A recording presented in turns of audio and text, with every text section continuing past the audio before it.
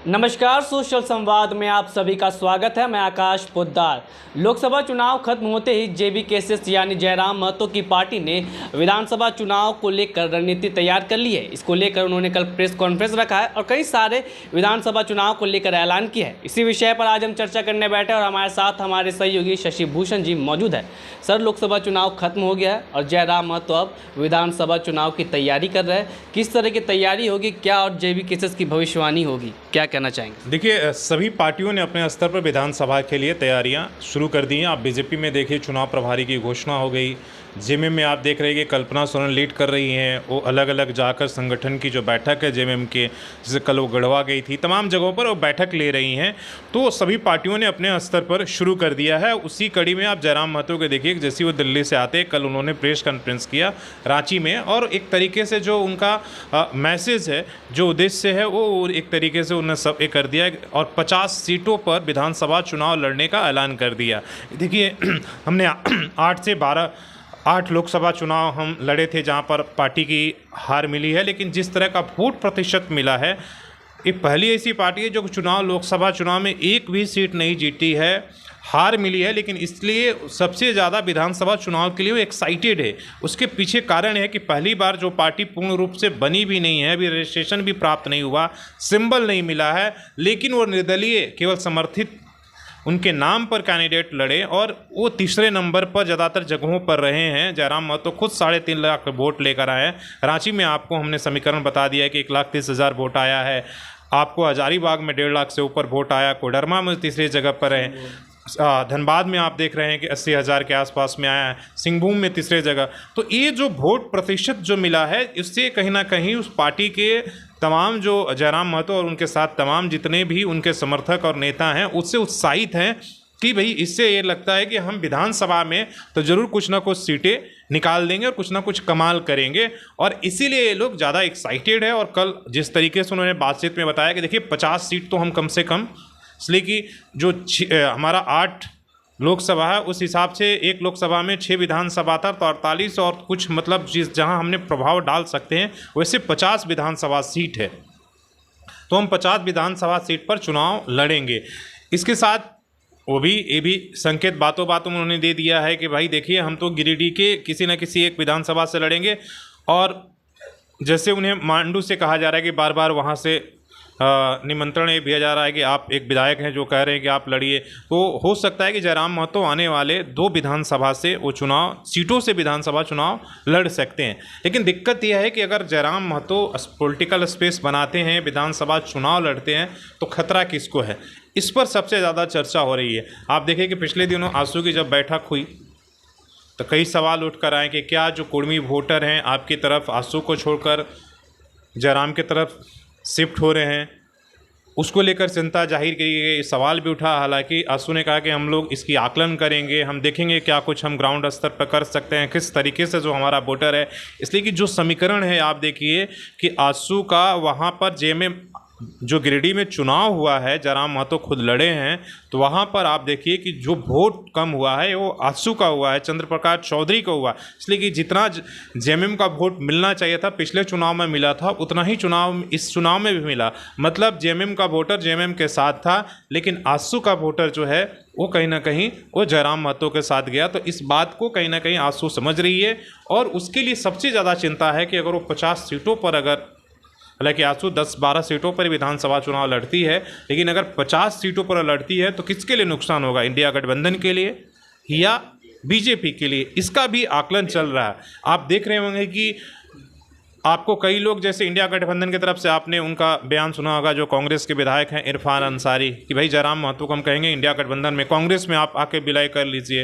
हो सकता है बीजेपी की तरफ से भी ऐसी बातें हो रही हो कि जिस तरह से उन्होंने लोकसभा में ये किया, वो लोग भी चाहेंगे कि उनके गठबंधन में।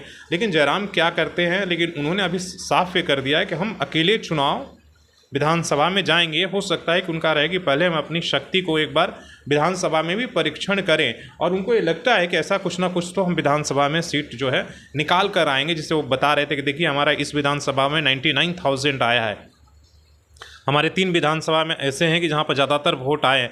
तो उनको उम्मीद है कि अगर ये लोकसभा का ट्रेंड अगर विधानसभा में रहा तो हमारे हाथ में कुछ ना कुछ सीटें तो आ जानी है।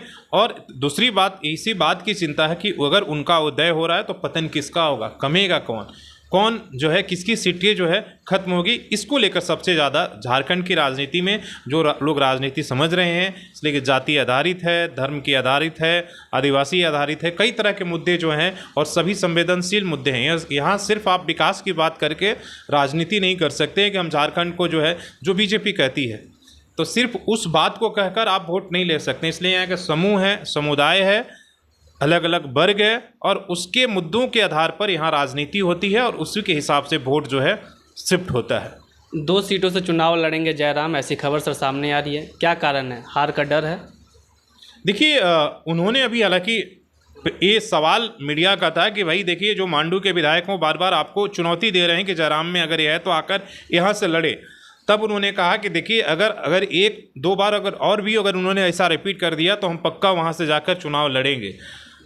तो एक तो जहाँ गिरिडीह से लोकसभा के, गिरिडीह के जो 6 विधानसभा है जहाँ उन पर ज़्यादा वोट आया है, ठीक है, वहाँ से तो वो लड़ेंगे ही। लेकिन उसके साथ साथ अगर उन्होंने कहा कि अगर उस तरीके का अगर वो बात कहते हैं तो वहाँ भी हमको जाकर लड़ना होगा। अगर हमें बार बार इस तरह की चुनौती देगा तो हम ज़रूर जाकर वहाँ लड़ेंगे। जिस तरह का सर चुनाव के पहले लगातार जयराम महतो पर आरोप लग रहा था कि महतो के समर्थक है, महतो वोटर्स इनके सामने हमेशा लगे रहते हैं, क्या आप देखने के बाद लग रहा है कि अन्य वोटर्स भी उनके साथ चल रहे हैं?